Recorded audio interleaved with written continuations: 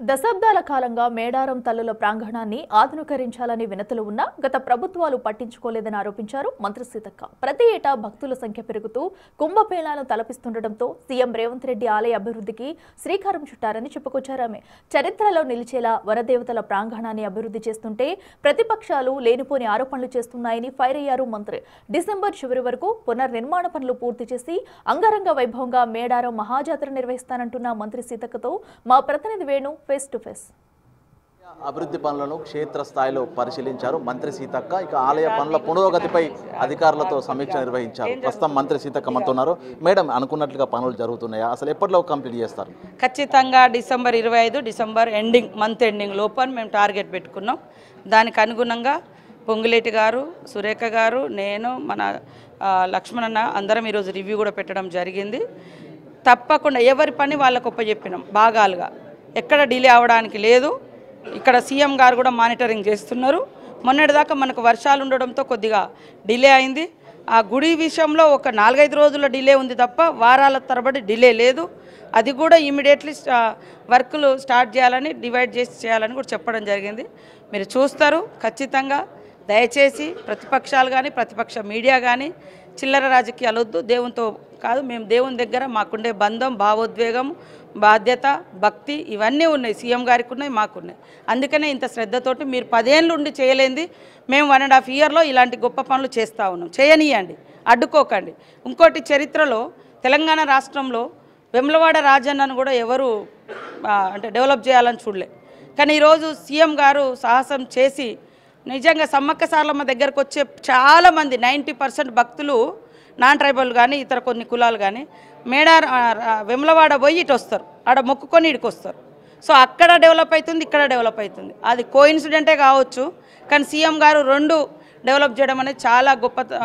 ఇది ముఖ్యంగా బడుగు బలహీన వర్గాలు, చాలా మనలాంటి సెక్షన్స్ ఎక్కువ పోతారు సార్. అప్పర్ క్యాస్ట్ వాళ్ళు ఎంతమంది పోతారు నాకు తెలియదు, కానీ కొంత ఇక్కడికి కూడా వస్తారు వాళ్ళు కూడా. కానీ ఎక్కువ మాస్ దేవుళ్ళు జనాలు వచ్చే జాతరలు ఇవి. అక్కడ ఆ దేవుని దగ్గరికైనా ఈ దేవుని దగ్గరికైనా మాస్ వస్తారు.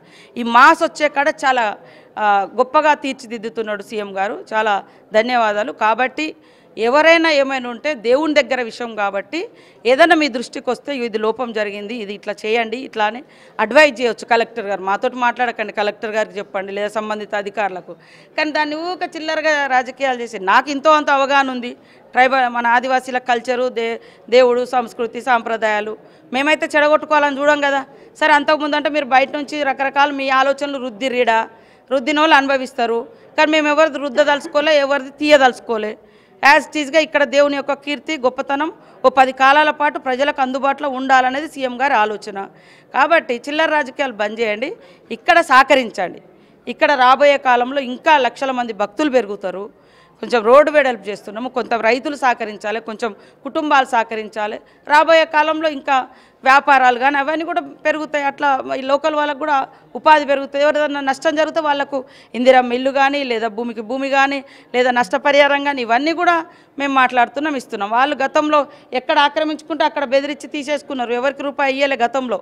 ఈరోజు మేము ఎవరిదైనా భూమి తీసుకుంటే అది ఎంత అవుతుందో దానికి కట్టిస్తాను, ఎంతో కొంత కట్టియాలి, వాళ్ళకి ఇల్లు ఇవ్వాలి, వాళ్ళకు మళ్ళీ మెయిన్ రోడ్ ఎంబటి షాప్ ఇవ్వాలి. ఇవన్నీ ఆలోచనతో డిస్కషన్ చేస్తున్నాం.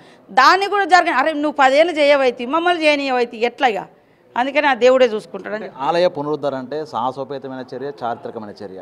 సో దీనికి సంబంధించి ఆలయం డెవలప్మెంట్, సో రహదారులు కానీ వచ్చే భక్తుల కోసం కానీ ఏర్పాట్లు ఏం చేయబోతున్నారు, ప్రజలకు ఏం చెప్పబోతున్నారు? యాక్చువల్గా మాస్టర్ ప్లాన్ చాలా పెద్దగా ఉంది. జంక్షన్ డెవలప్మెంటు, రోడ్స్ ఎక్కువ, రోడ్లు వెడల్పు ఇవన్నీ. కానీ మనకున్న ఈ తక్కువ పీరియడ్లో ఇప్పుడు మా బాధ్యత జాతర నిర్వహణ ఘనంగా చేసుకోవాలి. ఇప్పుడు ఏదైతే మనం స్టార్ట్ చేసిన గుడిని అద్భుతంగా తీర్చిదిద్దుకోవాలి. ఆ అద్భుతమైన అదంటే ఆదివాసీల సాంప్రదాయాలు ఉంటాయి, జీవన విధానం ఉంటుంది, మన చెట్లు ఉంటాయి, మన పుట్టలు ఉంటాయి, మన గొట్టు గోత్రాలు, సమ్మక్క గొట్టు గోత్రము, ఎట్లా మాకెవరు దేవుళ్ళు, మాకు ఏ జంతువుని మేము పూజిస్తాం, ఇవన్నీ చాలా అద్భుతంగా రాబోతున్నాయి. పడగ అనేది ఒకటి, మామూలు పడగలు తెస్తారు. ఆ పడగను కూడా చాలా అద్భుతంగా తయారు చేశారు మన పిల్లల రీసెర్చ్ సెంటర్స్ నుంచి. అవన్నీ కూడా ప్రతిష్ఠింప చేయాలి. కొన్ని తరాలకు మన జీవన విధానం ఏందో తెలియాలి. ఇప్పుడు మన పూర్వీకులు ఇచ్చింది మనం మర్చిపోయినాం. కాబట్టి భవిష్యత్ తరాలకు అలాంటి ప్రాబ్లం రాకుండా ఉండాలని ఆ గోడల మీద, ఆ శిలల మీద, శిల్పాల మీద ఖచ్చితంగా ఈ గోత్రం సమ్మక్క గోత్రం అంటే వాళ్ళ దేవుడు ఎవరు, వాళ్ళ బొట్లెన్ని, వాళ్ళ చరిత్ర అంత వస్తుంది. అట్లాంటిది రెడీ అవుతున్నది వేరే కాడ. ఇప్పుడు మనం కాంక్రీట్ బేస్మెంట్ అంతా అవుతుంది. ఇది 4-5 రోజులలో కంప్లీట్ అవుతుంది. ఇప్పుడు ఒక్కొక్కటి తీసుకొచ్చి ఫిట్ చేస్తూ ఉంటాం. ఆ గోడలు కానీ ఆ గేట్లు కానీ ఖచ్చితంగా ఆ సమ్మక్క తల్లి గోత్రము, పగిడిద్దరాజు గోత్రము, సార్లమ్మ ఇట్లా వాళ్ళ గోత్రాలకు అనుగుణంగా ఆ గేట్ల మీద వస్తుంది. తర్వాత మనం ట్రైబల్ విలేజ్లలో చూస్తే మన వాళ్ళు ఎక్కువ బొంగులతోటి ఇల్లులు గోడలు పెట్టుకుంటారు. దడులు అంటారు. ఆ దడిని అక్కడ గోడల్లాగా ఉంటుంది. చుట్టూ మధ్యలో ఇది ద్వారం ఉంటుంది. ఈ ద్వారానికి ఆ ద్వారానికి మధ్య ప్రాకారం గోడ అంటాం కదా. ఆ గోడలో మన ఊళ్ళల్లో పల్లెటూళ్ళల్లో అడవిలో ఆదివాసి గుడిసె ఎట్లా ఉంటే ఆ గుడిసెలో దడి ఎట్లుంటుందో ఆ దడి రూపము, లేదా బొంగులతోటి కూడా మనం గోడలు కట్టుకుంటాం మేము ఇండ్ల చుట్టూ. అవి వస్తున్నాయి. అట్లా చాలా ప్లానింగ్గా చేస్తారు. అది ఒక టీము, రీసెర్చ్ టీము. అరుణ్ వాళ్ళ టీం అంతా ఒక 5గురు ఉన్నారు రీసెర్చ్ చేసిన పిల్లలు. ఆ బొమ్మలన్నీ తీసి తయారు చేసి ఇస్తాము. ప్రతిపక్షాల ప్రచారం భక్తుల లోపల, వనదేవతల భక్తులకు నిజంగా పనిలోపు అవుతాయా కాదనేటువంటి అనుమానాలు ఉన్నాయి. ఏం చెప్తారు భక్తులందరూ? నాకు అసలే డౌట్ లేదు. ఎందుకంటే ఇది సీఎం గారు, ముఖ్యంగా పొంగులేటి గారు కూడా చాలా అనుభవం ఉంది వర్కుల విషయంలో. ఆయన డే బై డే మానిటరింగ్. ఈ వారం రోజులు మేమందరం ఎలక్షన్ డ్యూటీలు ఉండి కొంత ఇదైనా కూడా అది 4 రోజులు వెనుకబడ్డట్టుగానే మాకు దృష్టికి వచ్చింది. ఈరోజు మేము అనుకున్న ఏ రోజు ఏం చేయాలో దాంట్లో ఒక 4 రోజులు 5 రోజులు వెనుకబడ్డాం. ఆ 4-5 రోజులను ఈ 2-3 రోజుల్లో రీచ్ చేస్తాం, ఖచ్చితంగా చేసేస్తాం.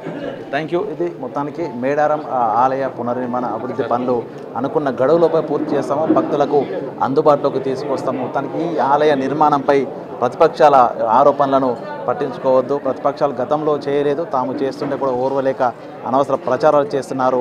భక్తులకు ఈ యొక్క వన జాతరను ఘనంగా నిర్వహించేందుకు ఆ లోపే పూర్తిగా మాస్టర్ ప్లాన్ను కంప్లీట్ చేసి ఆలయాన్ని పూర్తిగా పునర్నిర్మాణం చేసి అందుబాటులోకి తీసుకొస్తామంటూ కూడా మంత్రి సీతక్క చెప్తున్న పరిస్థితి.